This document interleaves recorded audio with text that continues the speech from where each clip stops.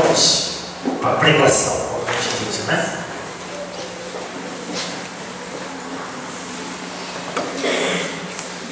Abra sua Bíblia comigo, no livro de Atos,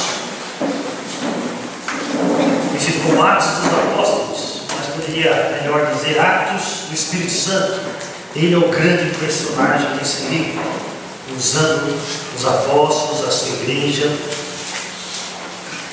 Abra comigo em Atos capítulo 11.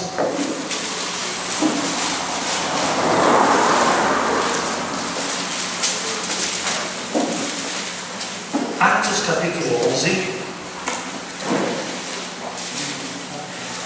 Vamos ler a princípio dois versículos, 24 e 25. Atos 11, 24 e 25. Diz assim: E partiu Barnabé para Tarso, à procura de Saulo.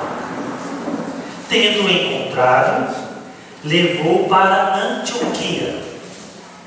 E por todo um ano se reuniram naquela igreja e ensinaram numerosa multidão. E em Antioquia foram os discípulos pela primeira vez chamados cristãos. Pela primeira vez chamados cristãos. Vamos orar. Senhor Jesus, abrindo tua palavra, que é a tua revelação para nós, o Senhor nos ajude a compreendê-la, o Senhor nos ajude a crer, e o Senhor nos ajude a vivê-la. Peço assim em nome de Jesus. Amém. Nesse versículo de Atos 11, 25, 26, diz claramente que aqui nessa cidade de Antioquia aconteceu algo inédito. Primeira vez, então é inédito. Hoje a palavra cristão é extremamente comum, né? Os cristãos. Mas aqui foi pela primeira vez que foi cunhado esse termo, essa palavra. E foi na cidade de Antioquia.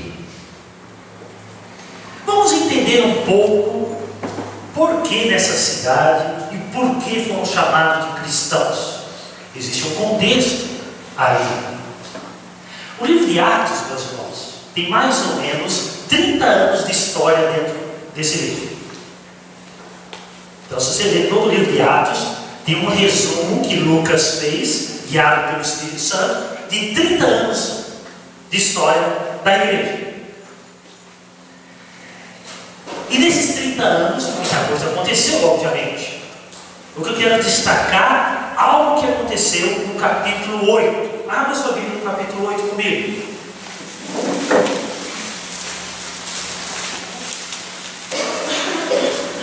Atos capítulo 8, você vai ver que no final do capítulo 7, o que acontece no final do capítulo 7?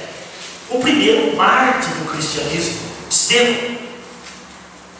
Dizem que o século XX, o século XX faz poucos anos que terminou, diz que o século XX foi o ano mais sangrento de todos os 2000 anos de história do cristianismo. Nunca se morreu tanto cristãos como morreu no século XX, do que todos os anos anteriores. E o primeiro a morrer por amor a Cristo foi Estevão. Então, aconteceu isso no capítulo 7.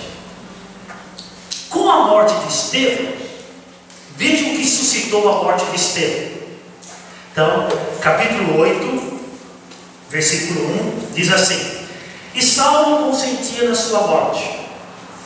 Naquele dia, que foi o dia que Estevão foi morto, naquele dia levantou-se grande perseguição contra a igreja em Jerusalém.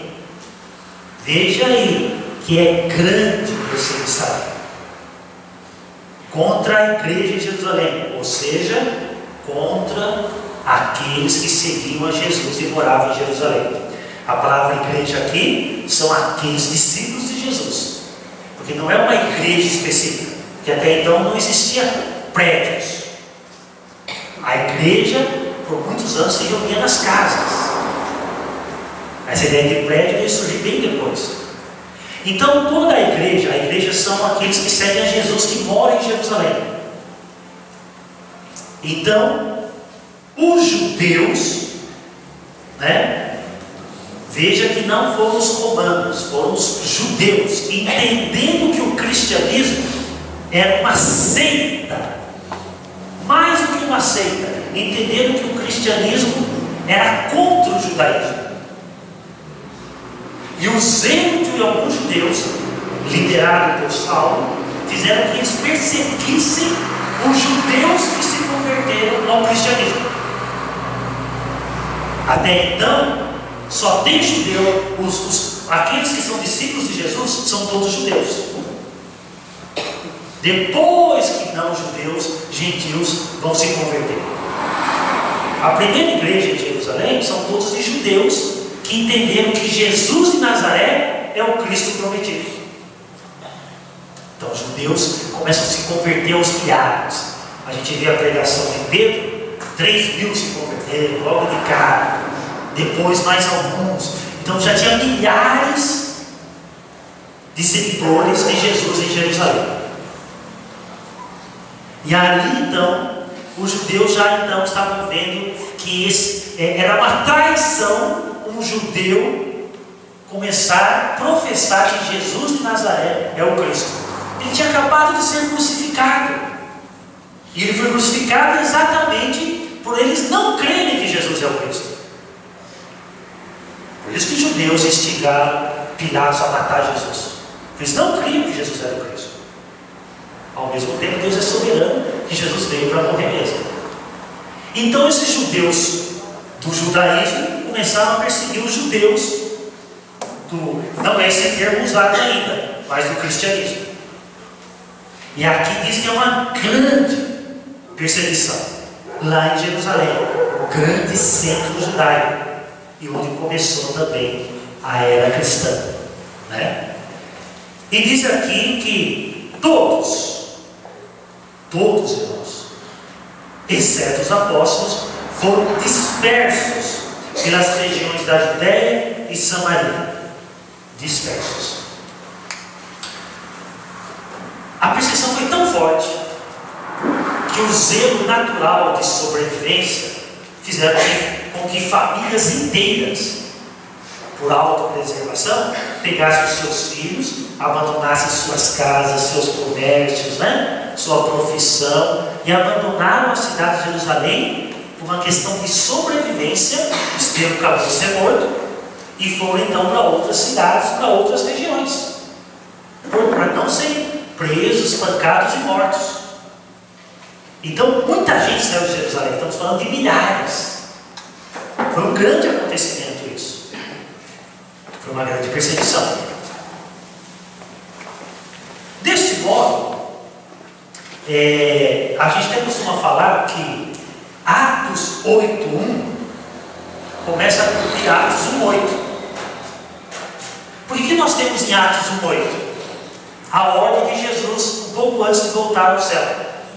Que ele falou que vocês vão receber o Espírito Santo, E o Espírito Santo é o poder de Deus, O próprio Espírito Santo é chamado de poder de Deus, para vocês serem testemunhas onde? Em Jerusalém, Judéia, Samaria, até os confins da terra. Só que de Atos 1 até Atos 8, ninguém obedeceu esse mandamento de Jesus. Todos ficaram em Jerusalém. Ninguém foi para a Judéia, ninguém foi para Samaria. E olha o que a perseguição fez. Foram para a Judéia e Samaria. Os discípulos de Jesus foram com um empurrãozinho da perseguição. Um grande empurrão. Deus é soberano nisso também. E anos passam de Atos 1 para Atos 8. Passam-se alguns anos. Muito bem, nós estamos aqui em Atos capítulo 8. Esses irmãos então fogem da perseguição e vão para Samaria, e vão para a Judéia e vão para Samaria. Muito bem. A partir de agora, esses seguidores de Jesus, que são milhares, eles começam a ser conhecidos por aquelas regiões. E eles são chamados como? Pelos não crentes. Eles são chamados de seguidores do caminho. Tem vários versículos em Atos que falam isso. Quer ver um deles comigo? Atos capítulo 9. Veja, Atos 9, versículo 2.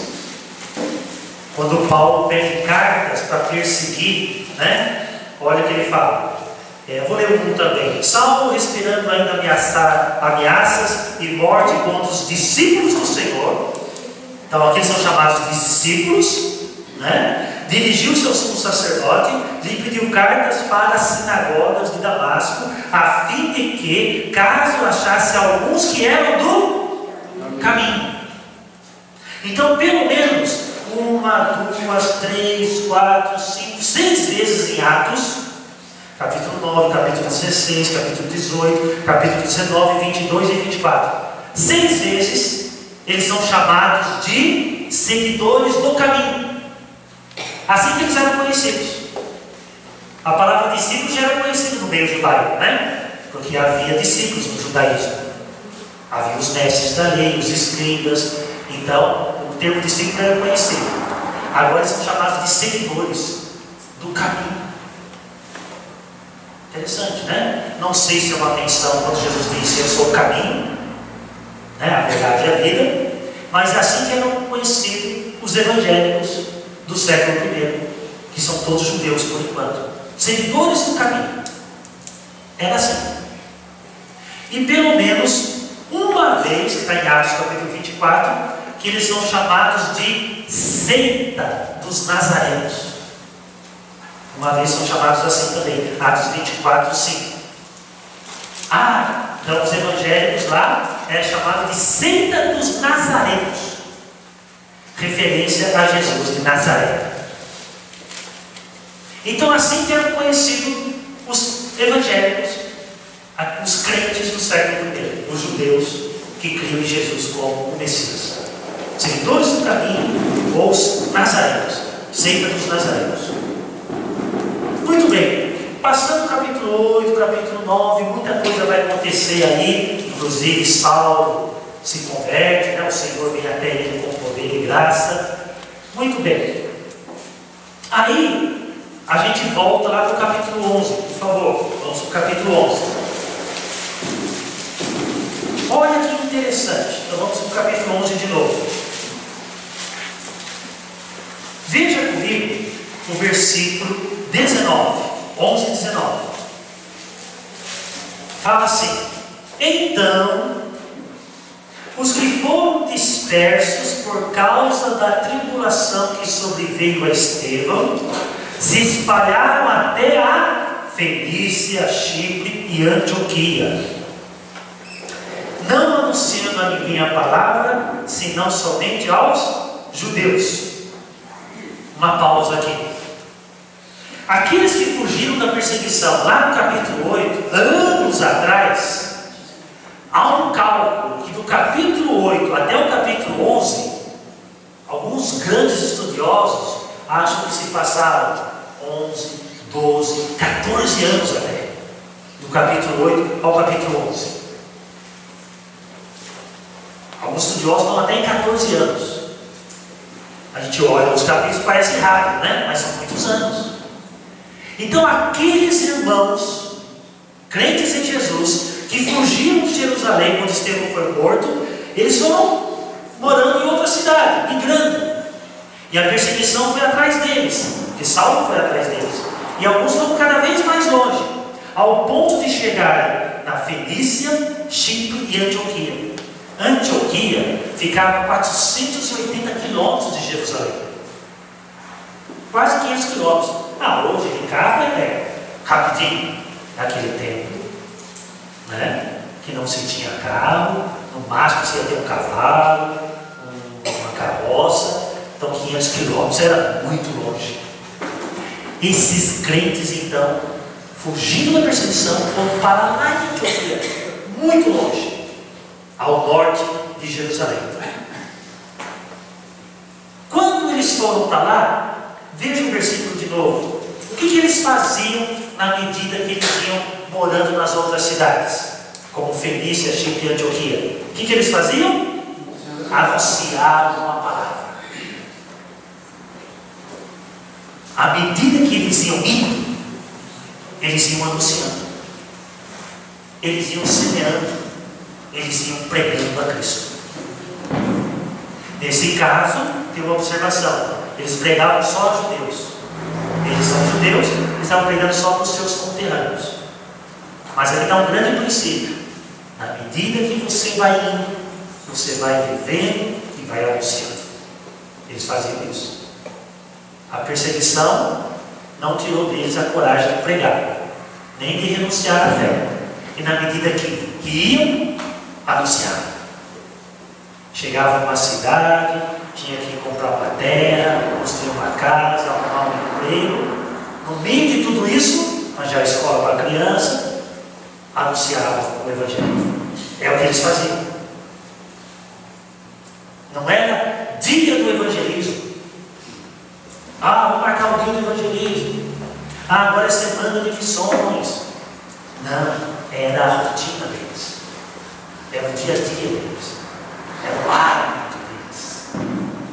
Anunciar a palavra. Então chegaram em Antioquia. O versículo 21 diz assim: a mão do Senhor estava com eles. Esse grupo de irmãos que chegaram em Antioquia, crendo, a mão do Senhor estava com eles, e muitos, crendo, se converteram ao Senhor. Então, ao chegar em Antioquia, eles faziam o que sempre faziam, anunciavam o Evangelho. E a mão do Senhor estava com eles, e muita gente se converteu na cidade de Antioquia. Fala muitos, né? O texto. Então Deus estava usando, não estava usando pastor, não estava usando teólogos, Deus não estava usando gente que fez seminário, estava usando o povo que fugiu de Jerusalém.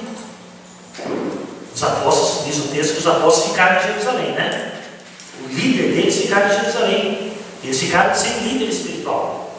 Mas não foi por causa disso que eles pararam de pregar o Evangelho. Deus usou o povo aqui. E muita gente se converteu lá na cidade de Antioquia. Muitos. Grande ensinamento para nós. Onde você está, ali é o campo missionário. Sua casa, seus vizinhos, seu trabalho, sua faculdade, ali é o campo.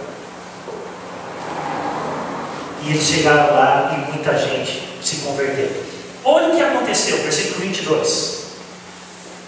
A notícia a respeito deles chegou aos ouvidos da igreja que estava em Jerusalém, e enviaram Barnabé até Antioquia. Tendo ele chegado e vendo a graça de Deus, alegrou-se e exortava a todos que com firmeza de coração permanecessem no Senhor, porque era homem bom, cheio do Espírito Santo e de fé, e muita gente se uniu ao Senhor. Foi um verdadeiro avivamento que aconteceu em Antioquia. Sabe o que eu acho irônico? O propósito da perseguição era acabar com os crentes, certo? O efeito foi o contrário. Com a perseguição veio a dispersão, né? Com a dispersão veio a pregação. Quem precisava pregar em outras regiões. Com a pregação veio conversão. A perseguição, apesar de não ser agradável, ela teve fruto doce. Milhares de pessoas se converteram. Tudo começou com a perseguição. E Deus empurrou a sua igreja para ir. Sai! Vão anunciar o Evangelho. Atos 1:8. Não foram. Veio a perseguição. E eles foram. E muita gente se converteu. Deste modo, foi uma bênção a perseguição. Não é agradável, é amargo, mas o fruto foi doce. E Barnabé então foi enviado. Então a notícia chegou aos apóstolos que estavam em Jerusalém. A igreja de Jerusalém tinha 12 pastores. E eram todos os apóstolos. E ele chegou a notícia. Olha, muita gente se converteu lá na cidade de Antioquia. Mas quem pregou o evangelho lá? Lembra que muitos anos atrás, aqueles irmãos que fugiram de Jerusalém, muitos foram morar em Antioquia. E eles pregaram o evangelho lá. Eles são crentes, são servos do Senhor Jesus. E todo servo de Jesus anuncia. E muita gente se converteu naquela cidade. Eles estão sem liderança. Rebanho precisa de pastor. E eles enviaram o Barnabé. Porque lá foi uma grande igreja, sem pastor. Então Barnabé foi escolhido pelos apóstolos para pastorear essa igreja. E Barnabé viajou para lá.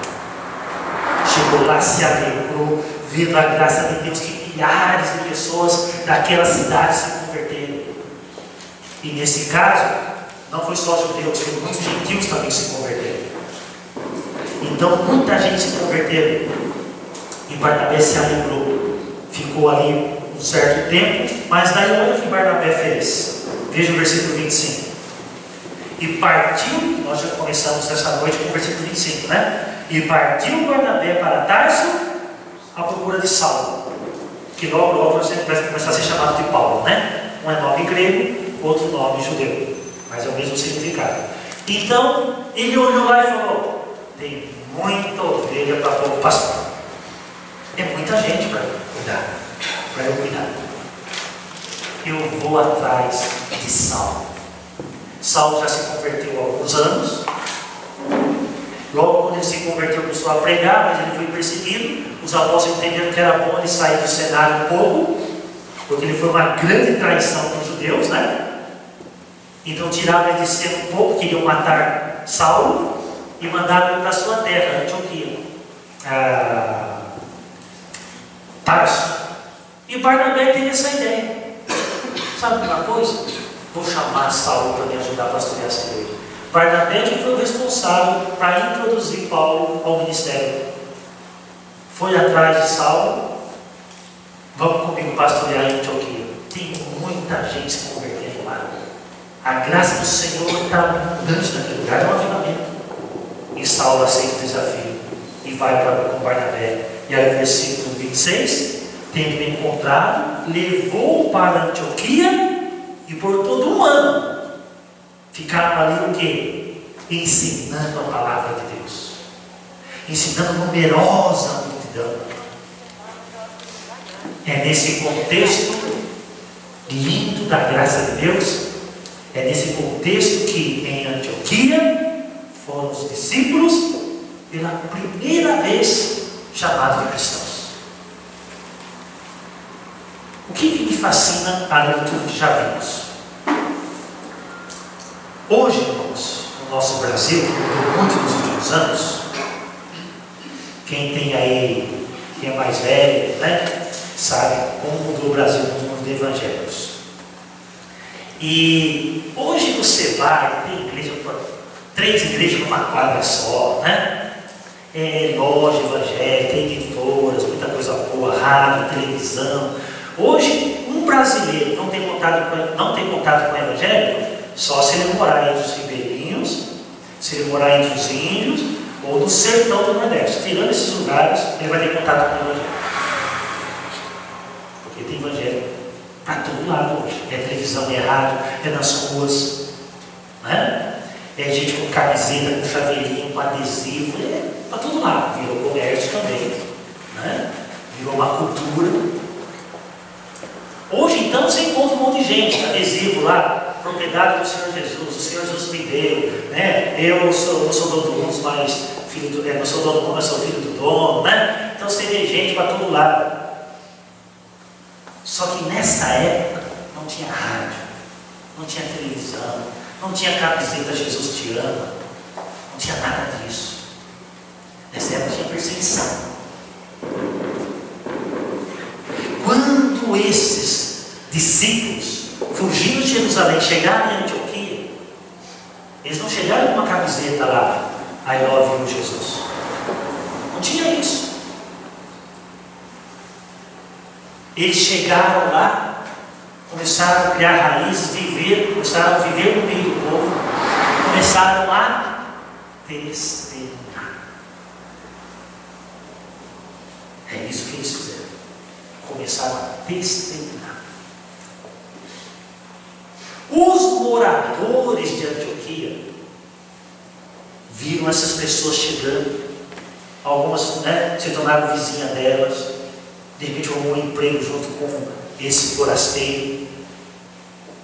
Meu filho estudou com o filho dela, daquele que chegou. Começou a ter contato.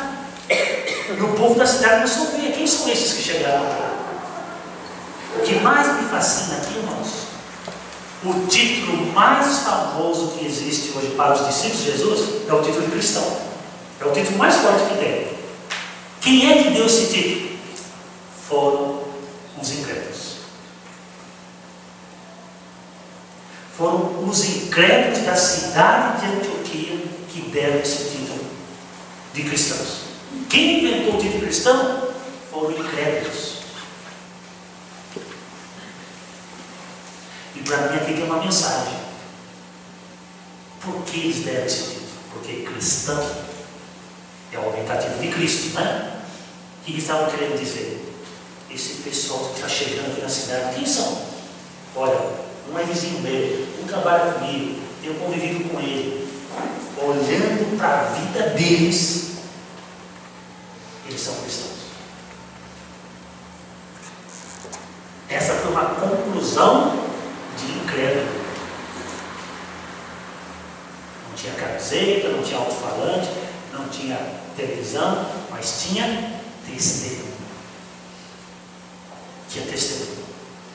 E o incrédulo olhou e falou: eles são seguidores de Cristo. Isso que é cristão. Isso para mim é fascinante. Você chegar num lugar, ninguém sabe quem é você. Você não tem camiseta, não tem chaveirinho, não tem Bíblia, você não está carregando Bíblia, porque não tinha Bíblia assim antes. O Antigo Testamento já existia, mas não tinha essa facilidade de ter. Eles chegaram lá com o maior poder que eles podem ter, testemunho. Deste modo, os incrédulos olharam para eles e falaram: esse pessoal são seguidores de Cristo.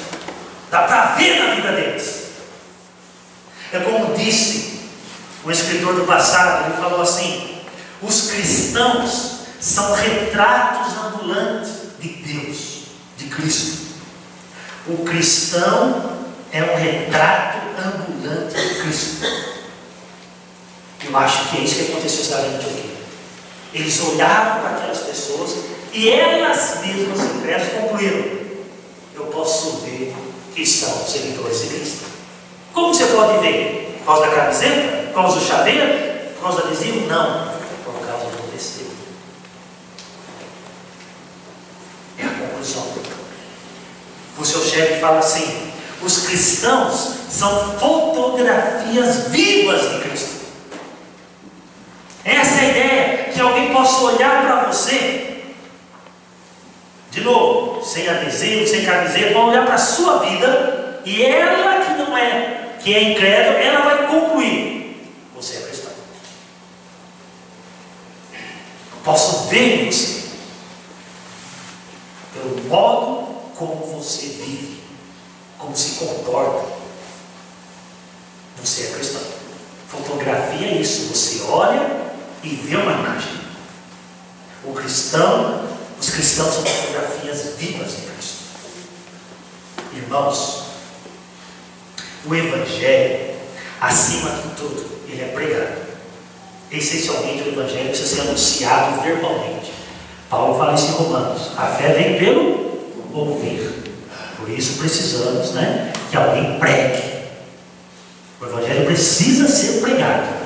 É essencialmente um anúncio, uma proclamação, onde você fala de Cristo, do pecado, da santidade, do juízo de Deus, também do perdão de Deus. O Evangelho é um anúncio, precisa ser explicado. Mas o Evangelho também, além de ser ouvido pelo incrédulo, ele também precisa ser visto pelo incrédulo. O Evangelho precisa ser anunciado com os lábios, mas também com a vida. Eu até acho que o Brasil está caminhando para um momento que está tendo que há mais necessidade de gente falando, de crente falando menos e demonstrando mais. Por causa de escândalos de pastores, por causa de gente usando o Evangelho para se enriquecer, de maus testemunhos. A criança, os pais aí sabem disso, crianças aprendem principalmente pelo que vê. Você pode falar 1000 vezes para a criança, ela vai aprender quando vê. Quando ela vê o pai dela, a mãe dela, um adulto fazendo o que é certo, é o maior ensinamento. Como disse alguém, né? A vida dos pais é o caderno de exercício dos filhos. Então o Evangelho tem essa característica. Precisa ser anunciado, mas o Evangelho também precisa ser demonstrado. O Evangelho precisa ser ouvido pelos incrédulos, mas o Evangelho também precisa ser visto pelos incrédulos. Eu achei que conseguiu isso aqui. Ver Cristo em nós. Então, deste modo, irmãos, não pode acontecer igual aconteceu comigo muitos anos atrás. Jesus me salvou aos 14 anos de idade, né? E logo aos 15 eu fui estudar no Senai, em Bauru. E o Senai era o dia inteiro. Entrava às 7h30 da manhã e saía às 5 da tarde. 2 anos eu fiz curso lá. Entrando às 7 e saindo 5. Com a mesma turma. Então eu fiquei 2 anos passando o dia inteiro com um grupo de amigos, né? Estudando e tudo mais. No último mês, depois de 2 anos, vivendo o dia inteiro com aquela rapaziada lá, um colega lá começou a assobiar. Eu falei, nossa, você está assobiando? Esse assobio seu parece um corinho da minha igreja. Uma música da minha igreja.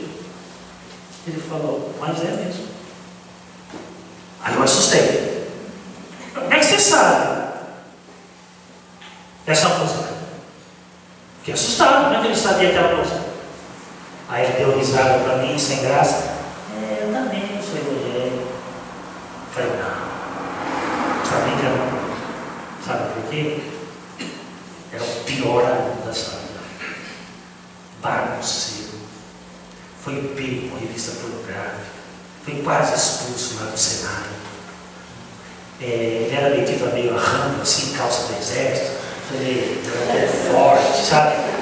O sonho dele era entrar no exército. Ele era meio machão, sabe? Encrenqueiro. Falei bem dele. Se ele não assobiasse, eu nunca ia saber que ele era evangélico. Está entendendo? Não dava para ver nada. Não dava para ver nada. Essa é a questão do anúncio do Evangelho. O Evangelho se prega com os lábios e também com a vida. E o que mais nós precisamos dizer hoje, nesse Brasil. E muitas vezes, irmãos, por causa do mau testemunho, pessoas não querem ouvir o Evangelho. Porque se ser evangélico é isso, eu não quero, não tem muita diferença. Então é muito sério. Abra sua Bíblia comigo. Veja Mateus capítulo 5. Mateus 5,16. Veja o aspecto visível do Evangelho. Mateus 5,16. Jesus falando. Assim, brilhe também a vossa luz diante de quem? Dos homens. Esses homens aqui são incrédulos, é o mundo. Estão nas trevas. Então brilhe a sua luz diante dos homens. Veja o que diz o texto. Para que vejam as vossas boas obras e o resultado disso glorifiquem a vosso Pai que está no céu. Isso é o Evangelho. Precisa ser anunciado, mas precisa ser vivido, anunciado com a vida. Essa é uma característica do Evangelho. Não adianta você falar que é evangélico, evangélica, vai na igreja. A questão é se você está demonstrando que é. Na sua boas obras. Boas obras aqui é conduta, é caráter, é ética, é moral, são valores. Veja, os homens precisam ver, os homens que estão nas trevas. Abre esse texto comigo, 1 de Pedro, capítulo 2. E tudo isso eu acho que é o que aconteceu em Antioquia. 1 de Pedro 2. 1 de Pedro 2, 11 e 12. 1 de Pedro 2, 11 e 12. Amados, exorto-vos como peregrinos e forasteiros que sois, a vos absterdes das paixões carnais, do pecado, né? Que fazem guerra contra a alma, mantendo exemplar o vosso procedimento no meio dos gentios. Gentios ali são incrédulos. Para que, naquilo que falam contra vós outros, como de malfeitores, observando em vossas boas obras, glorifiquem a Deus no dia da visitação. Então veja aqui que a palavra de Deus está nos ensinando.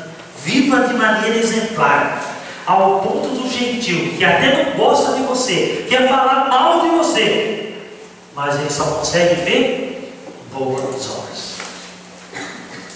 Ele não gosta de você, quer falar mal contra você, mas ele não tem o que falar, a não ser que ele invente e imita. Ele só vê boa caráter. Esse é o Evangelho, que precisa ser anunciado também com a vida, porque é a vida que valida as palavras. Não é assim? A sua vida fala mais alto que suas palavras. A sua vida pode fechar os ouvidos de alguém, ou pode abrir mais os ouvidos de alguém. Já que estamos em Pedro, vira aí capítulo 3. Aqui tem uma mensagem para as mulheres, mas serve para todos nós também, com certeza. Aí está nas mulheres, mas serve para todos nós. Olha aí, 1 de Pedro 3, 1 e 2. Dizem que as mulheres têm costume de falar mais. Não sei se é verdade. Então Pedro faz uma advertência. Olha o que Pedro fala: mulheres, sede vós igualmente submissas ao vosso próprio marido, para que, se ele ainda não obedece à palavra, não é evangelho, seja ganho para o evangelho, né? Seja ganho sem palavra alguma. Como é que vai ser ganho? Por meio do procedimento de sua esposa, ao observar o vosso honesto comportamento cheio de temor. Então, não é para ganhar o seu marido falando 1000 palavras por segundo, criticando, vai para a igreja. É para você falar menos e viver mais o evangelho. Claro que é um princípio que serve para todos nós. Ele vai ver. Ele vai ver. Irmãos, isso significa ser cristão. Cristão é ser uma fotografia viva de Cristo. A gente anuncia com os lábios e a gente anuncia com a vida. Quando eu era seminarista, o seminarista faz ministério final de semana numa igreja, né? Eu fazia lá numa igreja batista que tem em Atibaia mesmo. Todo final de semana eu ia para aquela igreja. Aí o pastor nos contou uma história lá. Eu não vi isso, mas o pastor nos contou. Ele contou o seguinte: que certa vez no culto tinha uma família inteira de visitantes no culto. Pai, mãe, né, marido, mulher e filhos. O pastor gostava de apresentar os visitantes. Aí, está nos visitando, bem-vindo, quem é você? Bem-vindo. Aí aquela família toda, bem-vindos. Aí o pastor falou, nossa, que legal, né? Uma família inteira nos visitando, não é bonito isso? Aí o pastor falou, perguntou, vocês já são evangélicos? O homem falou, não somos. Aí o pastor ali, um pouco curioso, é mesmo? Sejam bem-vindos, mas é raro uma família inteira não evangélica, né? Filhos, adolescentes e tal. Falou, bem-vindos. Mas que mal lhe pergunte, o que lhe trouxe à igreja? Uma boa pergunta. O que lhe trouxe à igreja? Qual foi a sua motivação de vir à igreja? O marido ficou em pé e começou a olhar para a igreja assim. Ele estava na frente, então ele começou a olhar para a igreja, procurando alguém. Aí ele viu alguém lá e falou, pastor, aquele fulano lá, tal. Sim, eu sou vizinho daquele fulano lá. E ao ser vizinho dele, eu concluí uma coisa: eu quero que a minha família seja igual a dele. Por isso que eu vim na igreja dele. Esse é o poder do testemunho. Amém. Estava observando o seu vizinho, comportamento de marido e mulher, como o filho se veste, como o filho se comporta diante do pai, para onde eles vão no fim de semana. Enquanto o vizinho ali, o marido fica no bar o dia inteiro, tem briga, gritaria, o filho é rebelde. Aquela família não. Aquela família vivia o evangelho. E quando alguém vive o evangelho, ele é luz, ele é sal, ele é diferente. É impossível não chamar a atenção.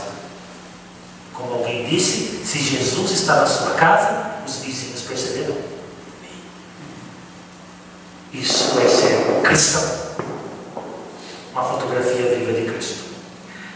O famoso Billy Graham. Billy Graham foi um grande evangelista, né? Está com mais de 90 anos, velhinho já. Ele falou assim: nós somos as Bíblias que o mundo está lendo. Nós somos os sermões que o mundo está prestando atenção.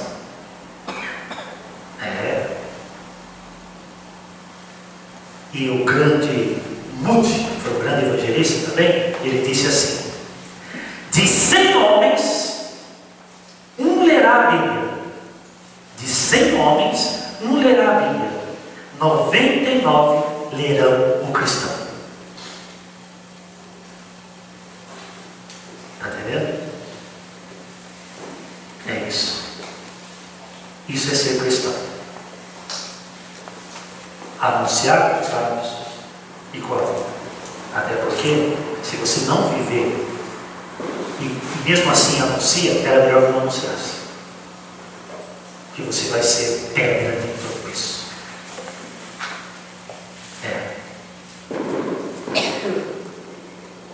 Dizem que o melhor sermão que existe, a melhor pregação que existe, não acontece no público, na conferência fiel, vida nova, não. A melhor pregação que existe, você pode pregar. A melhor pregação que existe é a pregação dos sapatos. É o seu dia a dia com Jesus. Vivendo com Jesus. Na medida que você vai vivendo, na escola, na faculdade, na vizinhança, você vai exalando o perfume de Cristo. É isso que você vai fazer. Agora, isso é de grande responsabilidade. Como você é conhecido no seu trabalho? Qual a fama que você tem na escola? Como você se veste? Qual o seu linguajar? Como você trata o seu cônjuge? Como você educa o seu filho? Que tipo de patrão você é conhecido? Que tipo de funcionário você é? Tudo isso é a mensagem dos sapatos. É o dia a dia.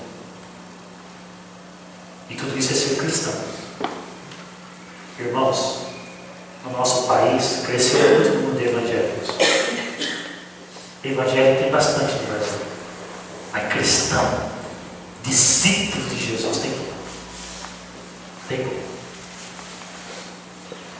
Muito me assustou essa semana, você pode até confirmar. Você entra no site que chama-se Púlpito Cristão e está lá.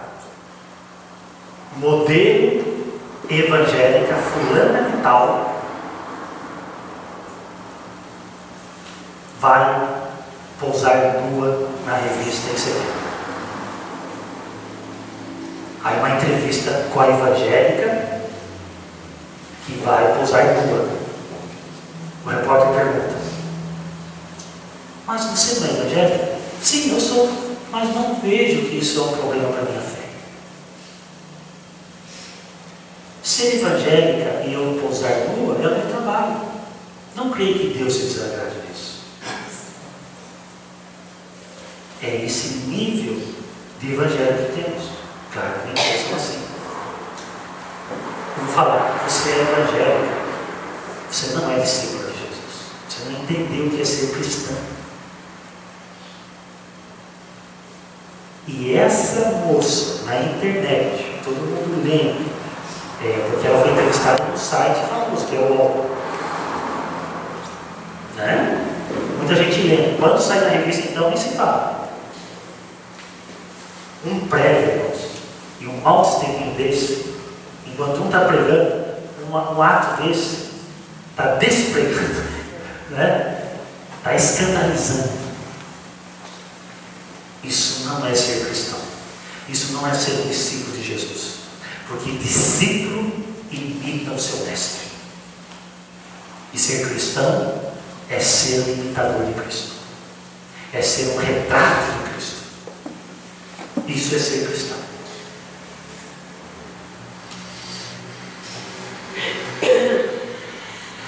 Para a gente concluir, lá em Antioquia, muitos chegaram lá e anunciaram o Evangelho. E muita gente se converteu naquela cidade.